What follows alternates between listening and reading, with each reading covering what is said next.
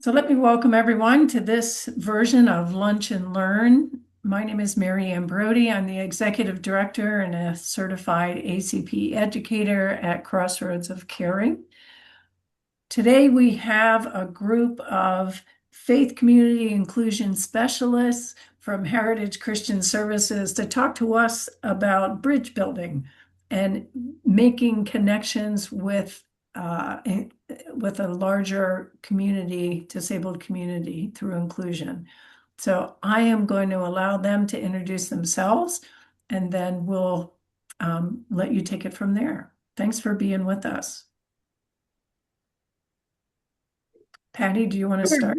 Yes, thank you, Marianne. My name is Patty Collinsbore, or full name Patrick Collinsbore. I'm one of the Faith Community Inclusion Specialists in Heritage Christian Services.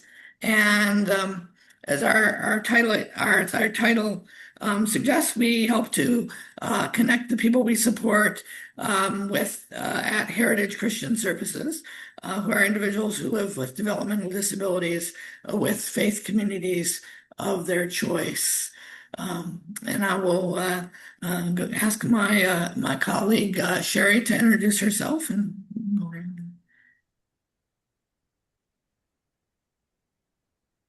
Good morning. I'm Sherry Griecar. I didn't know if we were going to have the other employment or the other faith inclusion specialist introduce themselves, and then I would go next. So should I present from this? um if you'd like to introduce yourself and then Okay. you Okay. can ask Um, yeah. so again, I'm part of the faith inclusion team at Heritage Christian Services and have been with the agency for 22 years. And I think probably about 8 of those years have been part of the faith inclusion team. And we used to be called spiritual care. And I got to say that I was on the receiving end of that support earlier in my career here at Heritage. And that was such a unique and impressionable time for our whole team going through challenges and loss. And Diane, you were a great support to us during that time. So I got to see firsthand how that can impact a team, that kind of faithful support.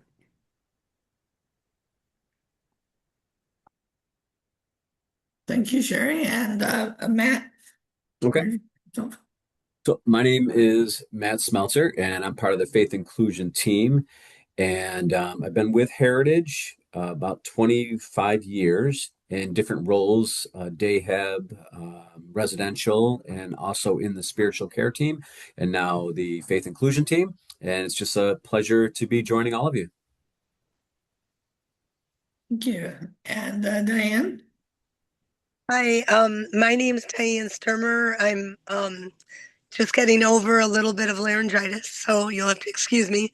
But I've been with the Faith Community Inclusion Team for over 20 years. I've been with Heritage for over 39, and I just love working with this team because we hope that we can build bridges between our faith communities and the individuals who have a disability, and also that the gifts that the person has can be a contribution to that faith community. Thank you. Thank you. And before I hand it over to Sherry, I'll just share that I've been part of this team here at Heritage Christian Services for it'll be 8 years in September. And a joy to be with this team. I'm also a priest in the Episcopal Church outside of my work at Heritage. It's wonderful to be here to present today. And we'll each present a section about how we build bridges with the people that we support in the community. And Sherry will go first. Thank you. So I was just going to give kind of a little bit of an overview of what we do on a regular basis and the role that we have. So regularly we share the agency mission. statement, and I have it near me. I tried to set myself up in one of the side rooms. And Our mission is our compassionate and talented team reflects Christ's inclusive love for all people by honoring their dignity and worth and helping them to fulfill lives of endless possibilities. And actually, this was a renewed mission. And I loved our former mission, the love of Christ in action and honoring people's gifts, strengths, and needs was part of it. But the beautiful thing about the renewed mission, it does remind staff members of their role in supporting others. And our connection to that team means a lot. So because they're doing the work to get to the people and to the community. So I remind teams in other trainings that I do for both orientation and we have like a behavior support training. It's called SKIP R, um, where we talk about all the behind the scenes work that we do to help people step out and to be successful in their lives and in their communities. So whether it be the behind the scenes with hygiene and maybe practice how things are going to go while we're out. So, maybe Sherry's not going to go out and hug everybody at Wegmans today. I'm going to keep my hand on the cart and I'm going to focus on my list. But I might need a little practice on that. So we remind staff members of their really ultimate role is just to get behind and support the individual. And we do, I think Patty put this in my write-up. I remind staff that really the little things we do are the big things. And it takes a lot to rally that for folks, depending on their challenges. Another area that I really appreciate working with individuals that typically are living in a residential home, but it doesn't necessarily have to be that. Some people live on their own or and may come through their day program, but we have an advocacy group called the Care Committee in our Western New York area. And in that group, in fact, we have our subs and sodas night to night. Um, we talk about things that are important to them. Transportation comes up, and we invite guests to come and talk, like from paratransit, or we talk about health concerns and when there's not a staff to take you on an appointment.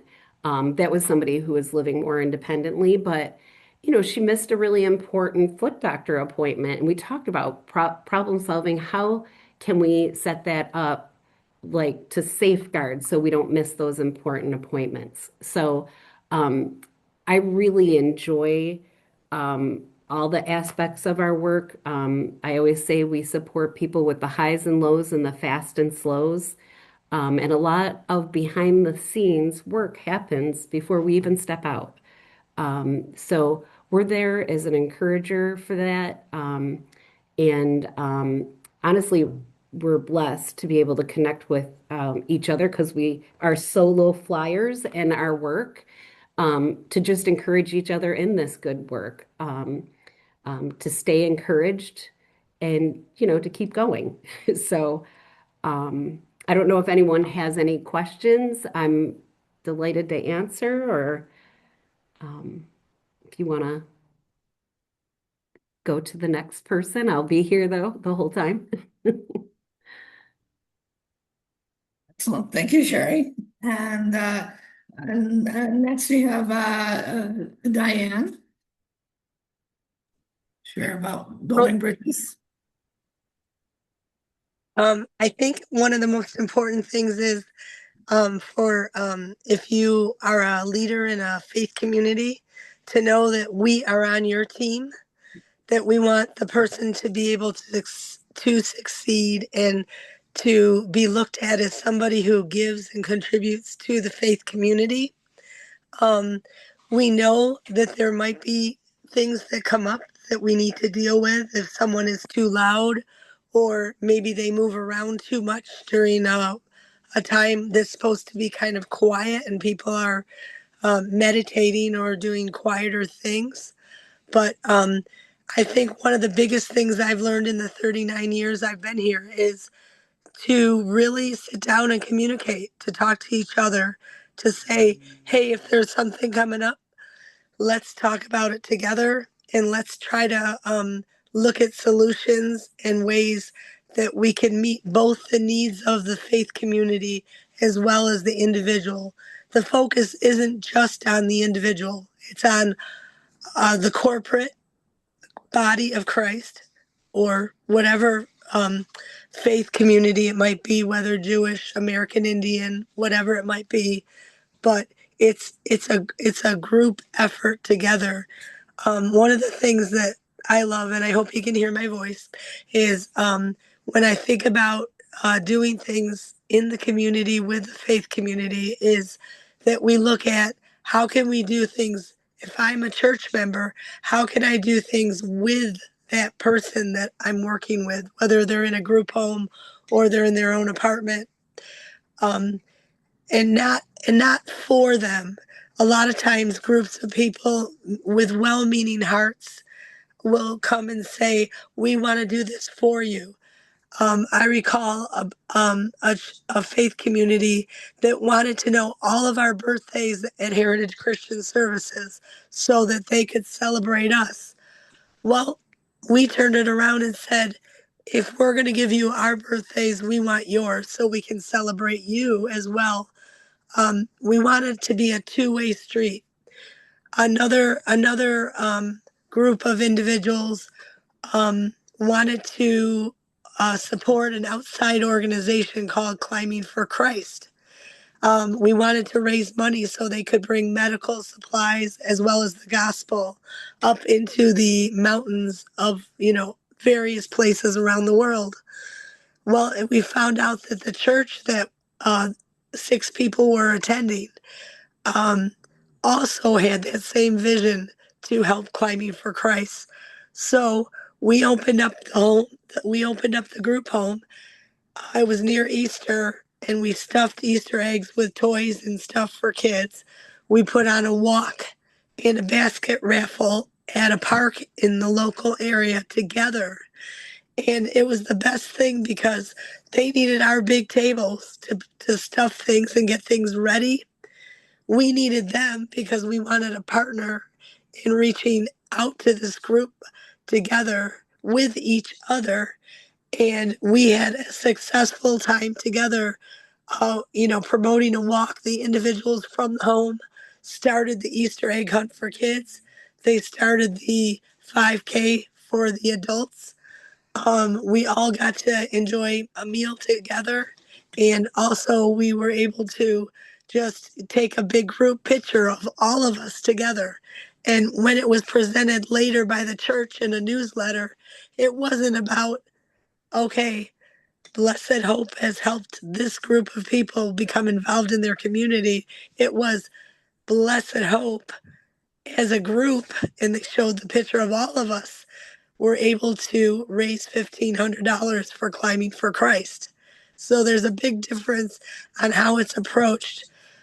Even with the idea of separate Sunday schools, as much as possible, and I'm not saying this is all of the time, but as much as possible, individuals should just be involved in as much as possible in the natural flow of the church. If they need an interpreter or if they need a quiet area and maybe a setup with headphones to be able to be a part of a Sunday school class or worship, we should work on creating those types of things rather than separating the one group from the other because we miss out on each other's gifts. And those gifts are just so important. I remember a guy joining a church and he signed a song to the church. It was by Twyla, Nicole Nordeman, this warrior is a child. And he signed the song and the whole church was in tears. And when um, somebody shared his testimony, he said he came to the men's group so he could learn about what church he was going to. And they asked him what was the most important thing in his life and why did he want to join the church. And he said, I love Jesus and I want to be part of sharing Jesus with others. And that's all he said. And then he shared his song. But it brought the church together because he shared his gift. There's many times when the guys will keep an eye out for, hey, when's that cleaning day? When are we going to plant the flowers and paint? And we get over there, and everybody they're part of the group. There's might bring even a little more laughter and fun, but it's been really cool to just be looked at as part of the body of Christ. So if I have anything, we know that there's issues on both sides, but as long as we're communicating with each other and saying, hey, let's get together and just talk. We're having a little issue because there's a woman in the church who thinks that this person is being too friendly with the children. There's an issue. So let's talk about it and let's talk about the history of the person and let's talk about the woman who's struggling with that person. Maybe they had a bad experience in the past, but with that type of communication, we can do it. If somebody is too loud or disruptive during worship, then let's try to see what we can do. Maybe there is a quiet room, but maybe they can have full access to hearing when communion's happening and when worship's happening. Can I be louder? Those types of things. But uh, we have to be respectful both ways because we certainly do not want an individual, whether they're older, whether they're younger, whether they have a different cultural background. We don't want anybody to be disruptive in a service. We want people to be able to be a part and look at creative ways so that they can be a part. Sometimes it's as simple as somebody having a fidget toy or something to work with, or maybe they're doing word finds during the service. They like those magazines. It could be that they just need a headset because it's too loud when the drums come on. Whatever it is, it's going to be unique to the individual. It's going to be unique to the body of Christ that's already there in the congregation. And it just needs to be talked about and creatively problem solved. That's what I got. I have no more voice. Thank you, Diane. Yep. And next we have Matt. Will share with us about not only building bridges within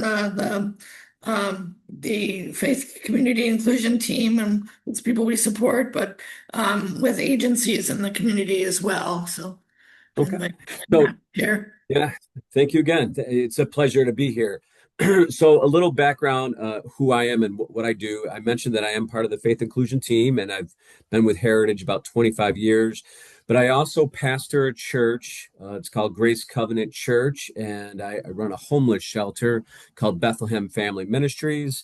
And another role I do at Heritage is it's called a success coach, and that's to help employees in a free and confidential way when they're struggling with things. It's like case management when there's things that are in the way of impeding on them working.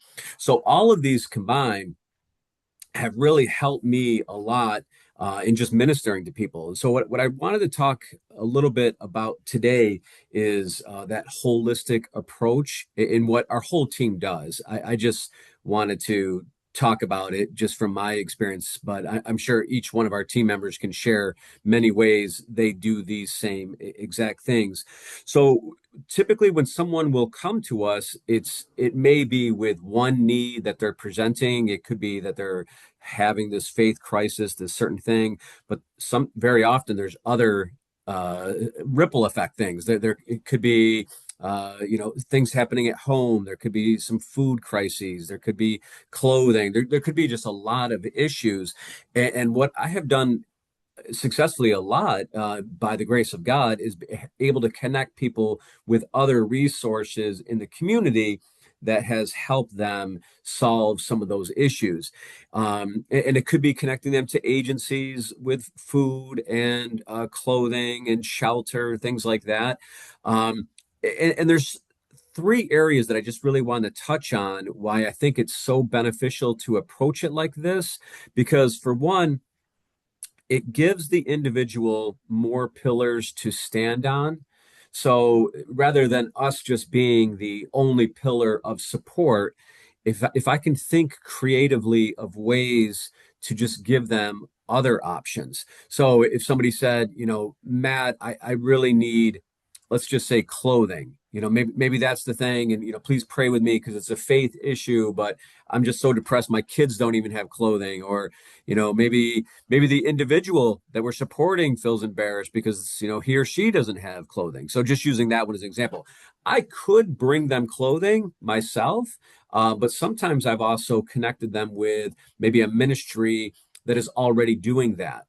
And so if they can get connected with that church group or that ministry that has that service, now they have me plus that group. And so now they have an extra pillar in place. And then we can do that with many of the things that are in their lives, food, faith, whatever it may be. So setting up those extra pillars helps that person have a stronger foundation.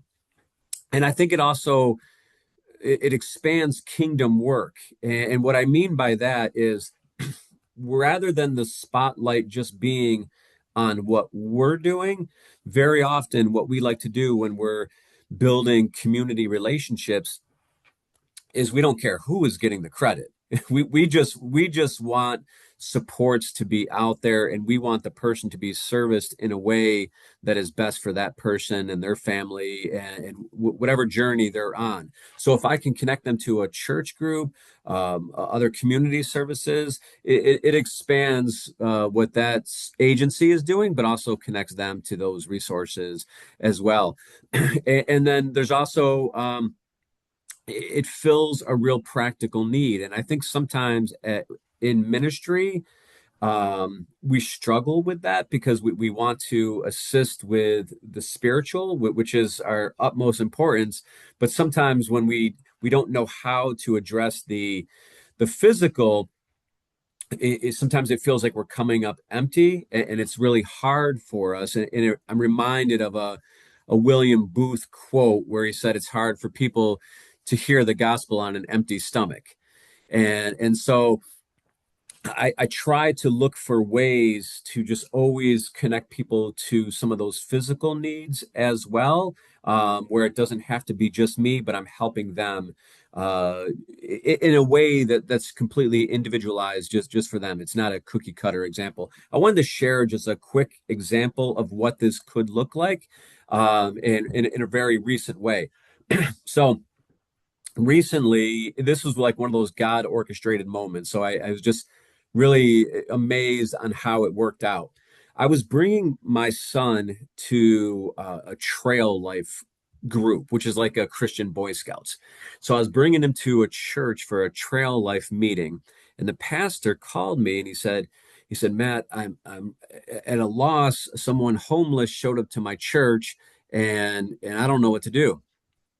And I said, I'm about to pull into your parking lot because so he didn't even know that I was on my way.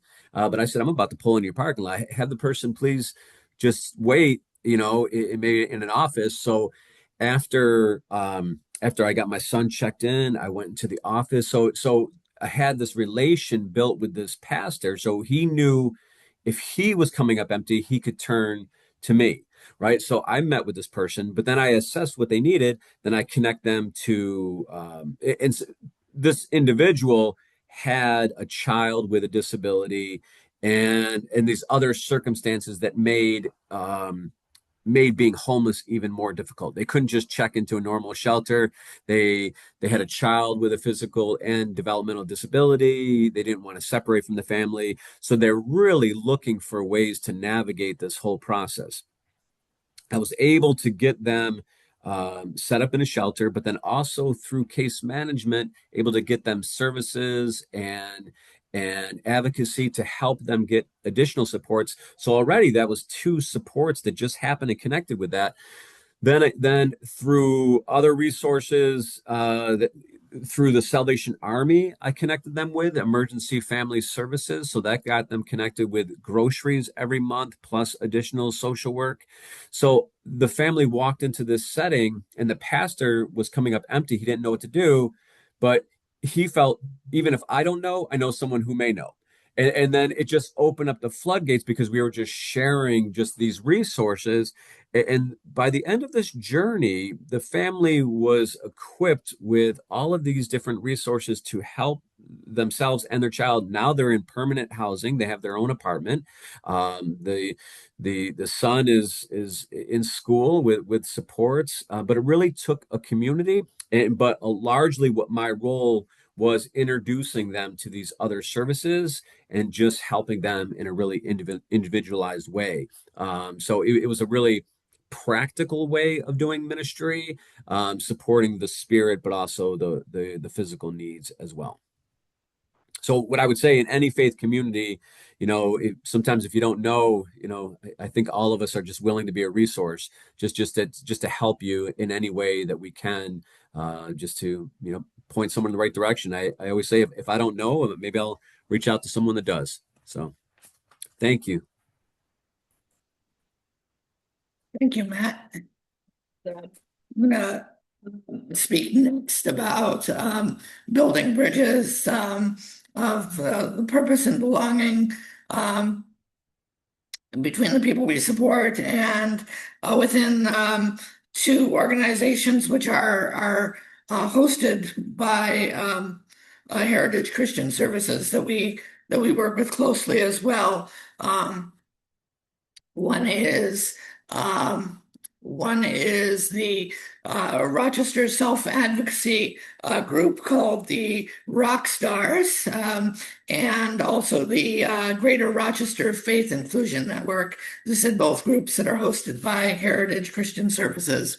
And the Rock Stars are people we support coming together for monthly meetings to learn strategies to advocate for what is most important to them, to learn skills of self-advocacy.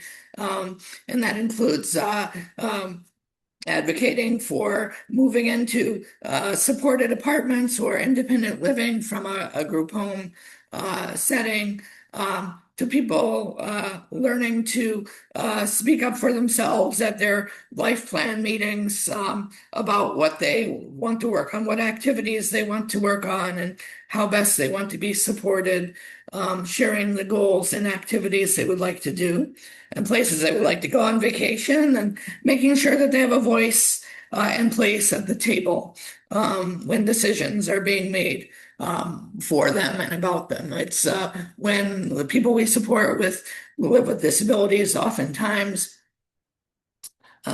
find that people are making decisions for them and about them without, bringing the person to the table asking, what would you like? And so in the self-advocacy group, the Rock Stars, we really help to help people learn the skills and strategies for self-advocacy. And also that includes looking at different job opportunities and volunteering, and also improving transportation options, as Sherry spoke about earlier. Transportation for people with disabilities who often don't drive themselves is there's unfortunately sometimes not many options out there, and the paratransit system has its challenges. So learning to advocate for a paratransit, which is the system that works alongside the bus company for door-to-door service. Also even learning skills for taking Ubers and Lyfts.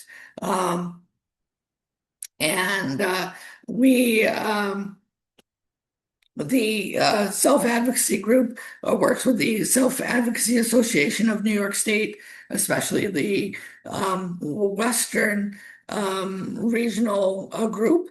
The people that we support go to both the regional conference, which is in the western part of the state, and each year alternates between the Rochester area and Buffalo, Niagara Falls area, coming together again to share opportunities to learn about self-advocacy. And so having that opportunity to be together. Examples of this self-advocacy that I have seen are a person who I support who is a huge Elvis Presley fan. So he was able a few years ago to go with a staff person, a couple staff persons to Graceland in Memphis to see Elvis's home, and that was such a wonderful opportunity for him, and he still talks about it with great fondness to this day. And also working with several people who I support in our homes who are always advocating to make sure that their homes are fully accessible for all people, and noting that a house that this person had lived in for 20 years, and when everybody moved in, they weren't using mobility devices, but now everyone is using a wheelchair or walker, so they're not able to get to all spaces in the home. So making sure to advocate that their homes are accessible. So that's the Self-Advocacy Association, and the rock stars, and we meet monthly. And it is open to the public as well, for anyone, if you know someone with a disability who would like to work on advocacy skills or to be part of a group. We meet on the second Wednesday of each month. The second group is, that I mentioned, is the Greater Rochester Faith Inclusion Network, which is a group that helps to connect people living with disabilities and their families with faith communities of their choice, and opportunities for education and fellowship. Most in these meetings happen monthly as well. Hosted at the Peters Family Life Center, which is an activity center run by Heritage Christian Services in Henrietta. Most recently,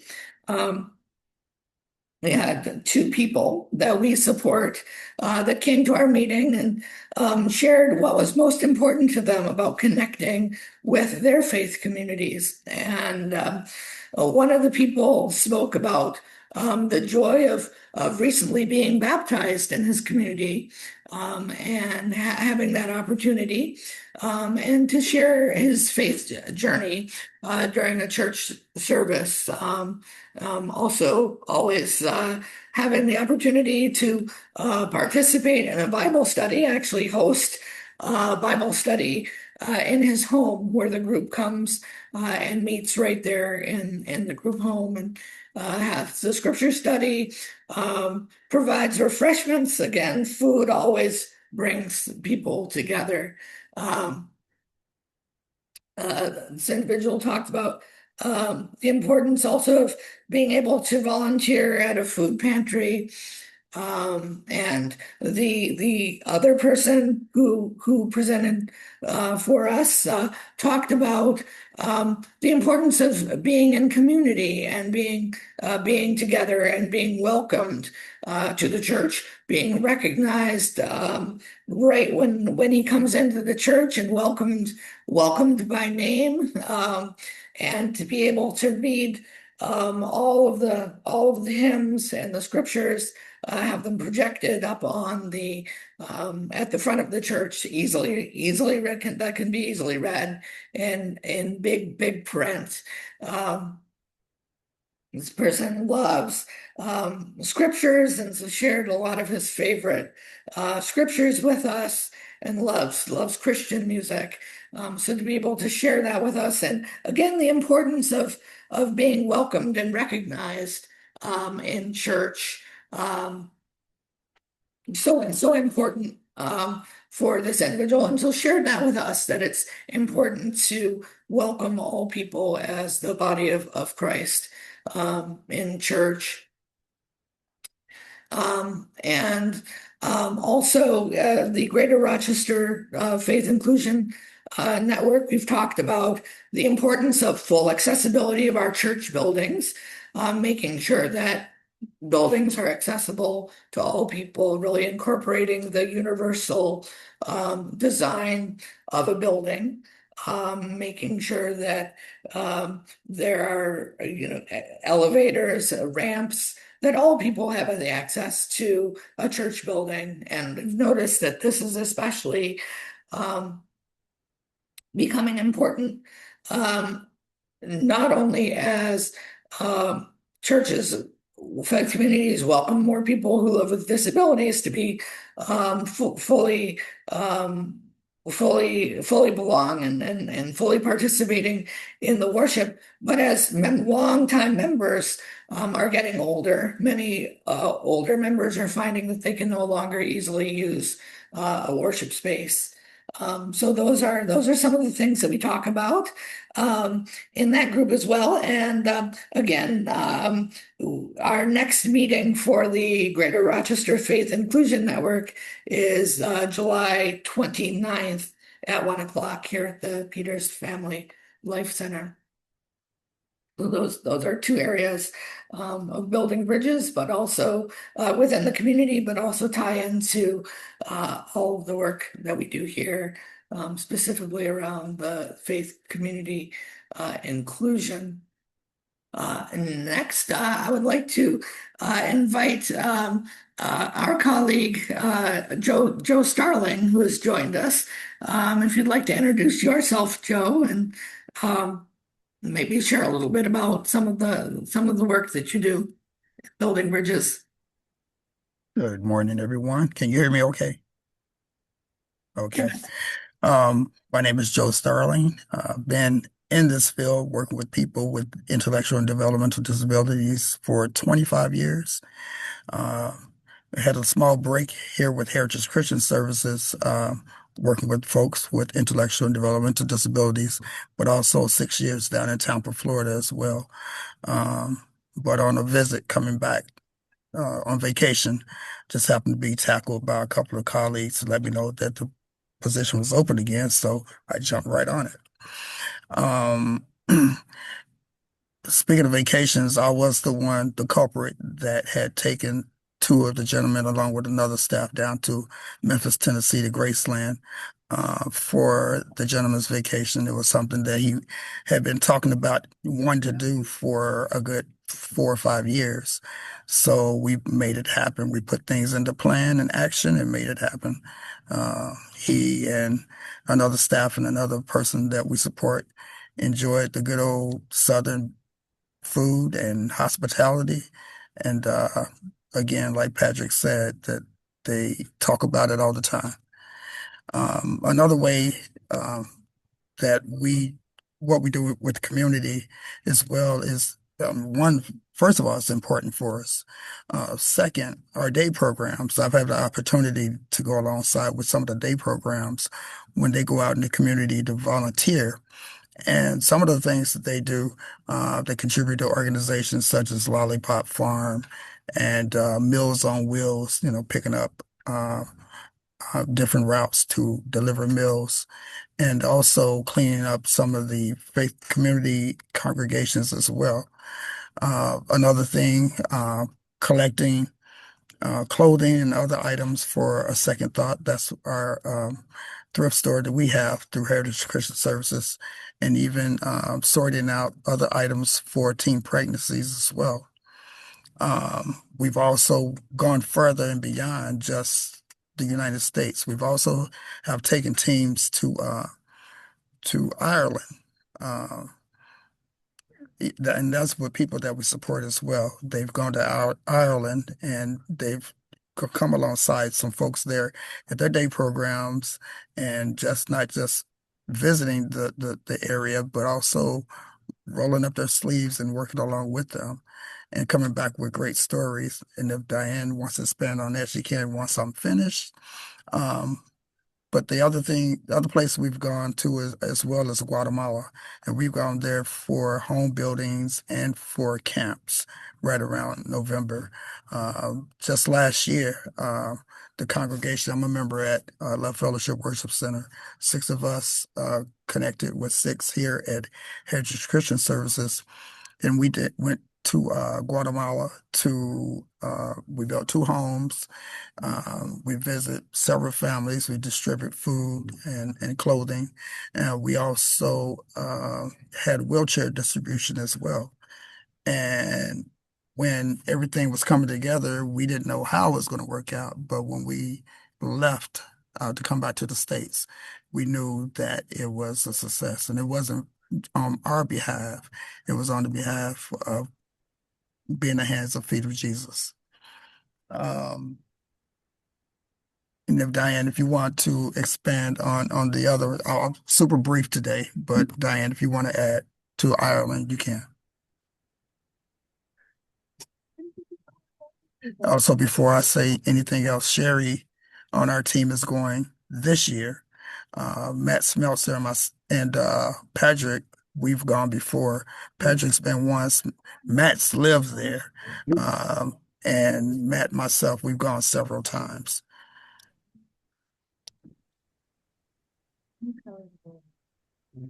Thank you, Joe.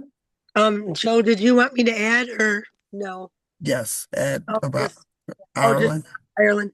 Yeah, we take usually about 12 of us go. 8 people are people that live in our homes that are, some are very involved in their own faith communities. But um, my passion, as well as the passion of the people going, is to experience a mission trip the way anyone else would. And I'll just share a brief story, but we went right after Hurricane Ophelia happened in Ireland. They had not had a hurricane in 30 years. And they packed half of their suitcases with peanut butter, chocolate chips, and paper products, so that they could have something to give the farmers and the people that needed help cleaning up after the hurricane. Um, they went to the doors. The staff that were with me, we stayed back and just let them go up to the door. And they a lot of times we could hear them saying, "We're thinking of you and praying for you in America. What can we do to help you after the hurricane?" So we cleaned up some farms, some barns, and some farms. And often we're invited, like, to watch the farmers bring the sheep in. Um, we also did some veggie tail puppets in churches. Um, some people, we would try to do a community service and a ministry to a faith community, and also each person's dream would come true. It might be as simple as having your medal blessed by a priest in Ireland, or uh, maybe running a 5K, or whatever it might be. But anyway, um, we've done things that have been just so fantastic in terms of people's dreams coming true, and I think that's what one of the key parts of being part of the body of Christ is: how can we encourage each of our hearts and souls to be filled while we're here in the world, and how can we give to the world? And it just thrills my heart to see the people I've had the honor of working with be in leadership roles, to be able to give, to be able to be thanked by a community for coming to their country and making a positive difference. That's it.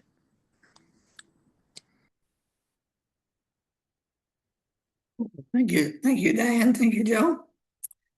And yeah, so um, with that, I'd like to open it up for some questions that you might have, or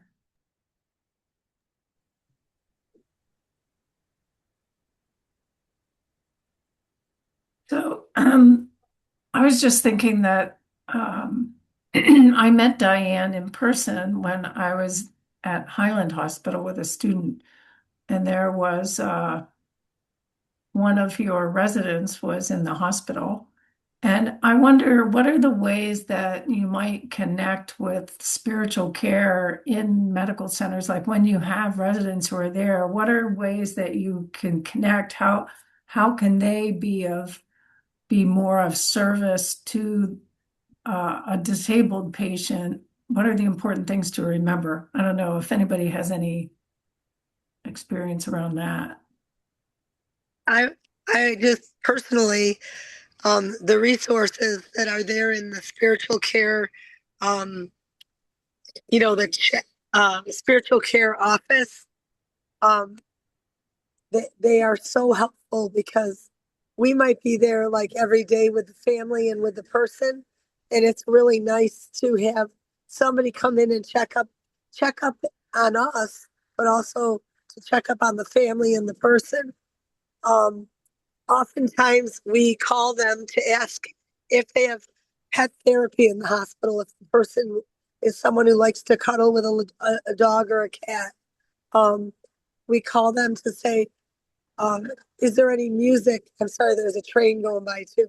Um, is there anyone who has a connection with someone who could bring music into the room, or maybe a music therapist?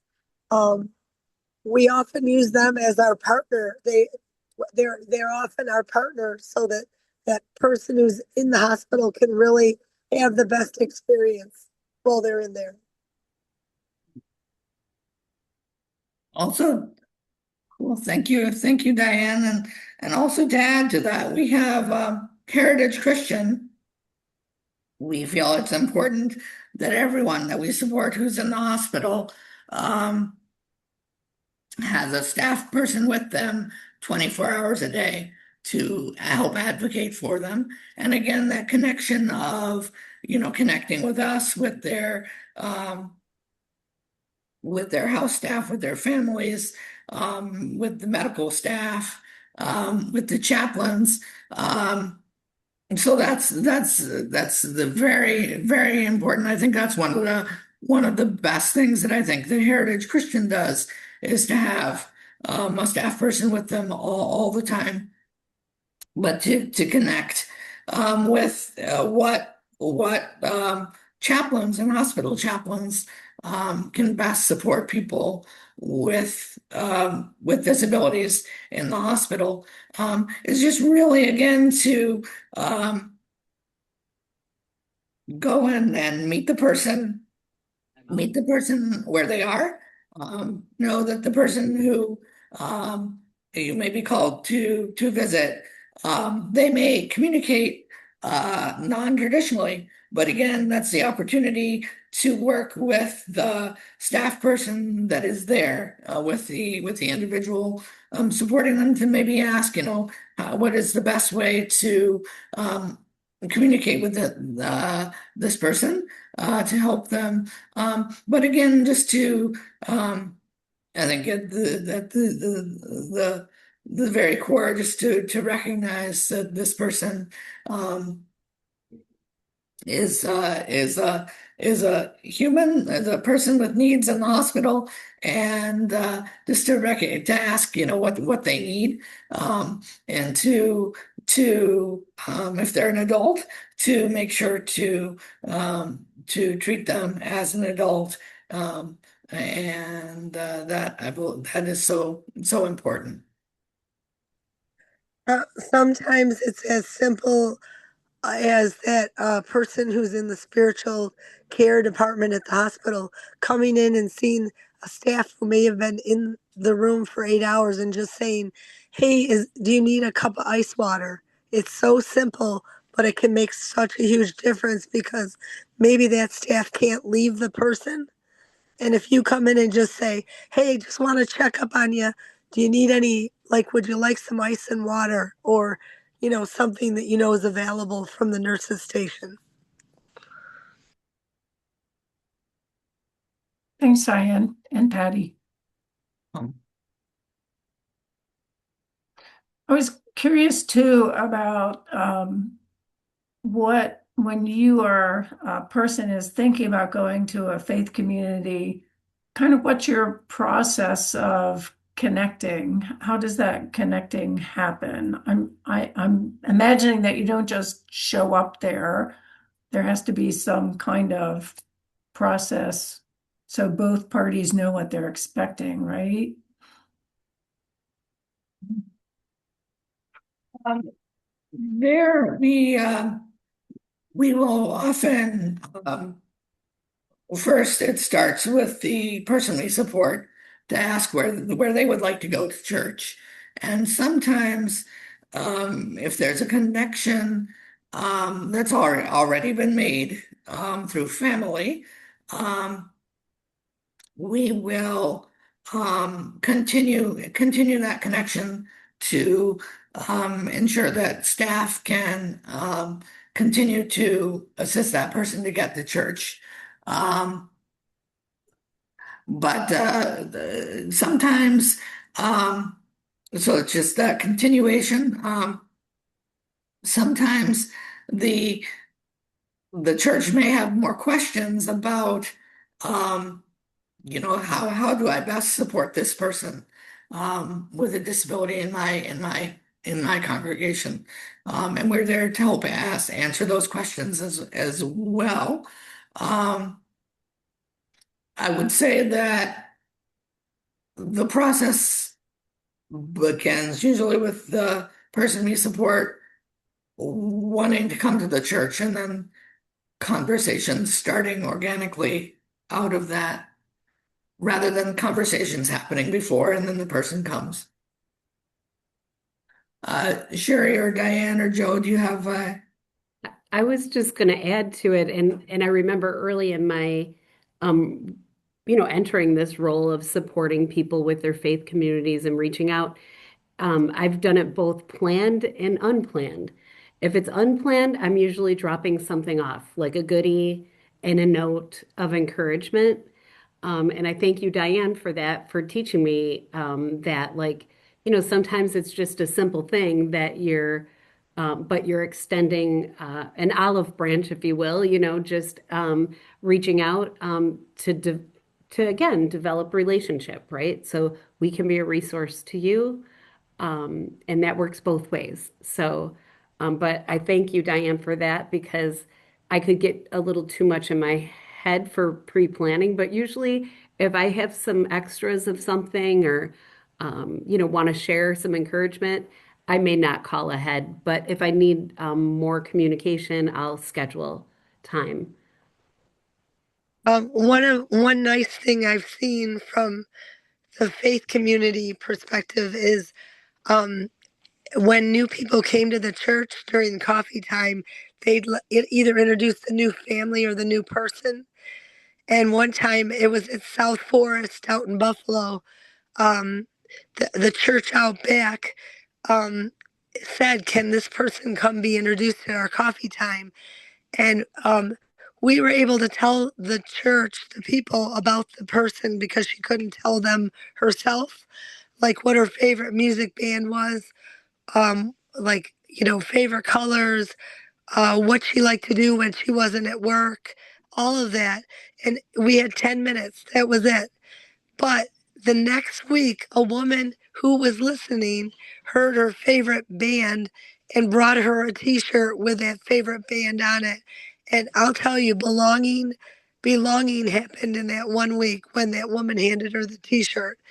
But we also try to listen to what the needs are in the church. We try to search the bulletin and find out from if there's an administrative secretary, like what are the needs. We've helped people go get groceries after surgery, or um, we try to like find out what's happening where we can help back, even outside those Sunday hours or Saturday hours, whatever it might be, so that people can know, hey, they really helped me out during my tough time, or they brought me a pie, or they brought me cookies when they knew I was having a hard time after I lost a pet or another, a close human being that they loved.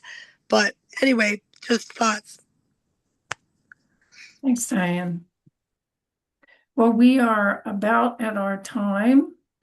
And so let me thank you each, Sherry and Patty and Matt and Joe and Diane. Did I miss anybody? Yeah. Thanks for being here and for the work that you're doing at Heritage Christian Services. Just as a promo for the next one, our next Lunch and Learn is on September 17th, and Kit Mallon will be talking about arts-based spiritual care for people who are practicing in almost any context. So I hope people can join us for that. And thank you for being here this time. Thank you so much. Thank you, Thank you, everyone. Mary Ann. Have a Thank blessed Thank day. you. Thank you.